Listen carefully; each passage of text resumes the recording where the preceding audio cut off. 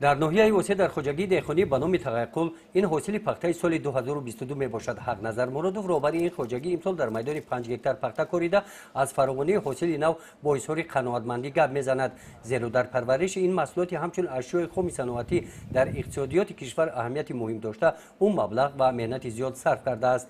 طبق تحلیل های حاصل بیولوژی میدان های پخته‌زار ناحیه واسه متخصصان ساحه کشاورزی معین نمودند که به حساب میانه در میدان های پخته‌زار به قدر 23.5 سنتیمتر حاصل پخته موجود می باشد. حق نظر باشد با باوری میگوید که در چینک اول پخته از حاصل میانه ناحیه زیاد به قدر 25 سنتیمتر پخته جمع آوری می نماید. ما این پخته را در وقت کشت کاری بهاری در ماه مارس سر کردیم، کوریدیم. بر وقت 25 مارس کوریده بودیمش.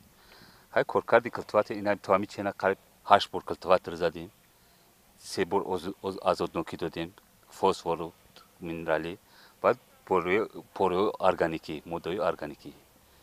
کارکردیم خیلی قریب یک نوزید نصیب کرد، 3 اوه بود کردیم، نصیب کرد 4 اوه میگیریم، بعد 25 آگوست اوسه بگیم یکم چینا کا سر میکنیم. امید داریم که یک هکتار شک 20-25 سنتیمتر یکم چینک دا باید حاصل بگیریم. امید داریم ای خدا امید. در دهه عبرت دهات توگرک ناحیه واسه خواجگی دهخانی به نام تقیقل مساحت 8 هکتار و ثمرناک استفاده میبرد. در این خواجگی غیر از پخته از آن خواجگی در کشت تکراری در میدان 20 سوتیخ زمین کنجید کوریدند. ماه سپتامبر حاصل آن را جمع‌آوری مینمایند.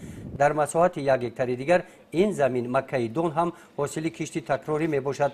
از میدان زمین های شالی هم که محصولات کشت تکراری می باشد با فراوانی از حاصل آن خواجگیداران با آن امید می‌بندند که درآمد رکوردی به دست می‌آورند. گزارش خواجه نظریف خدای نظر ظهوروف از ناحیه واسه برای برنامه اطلاعاتی نوید.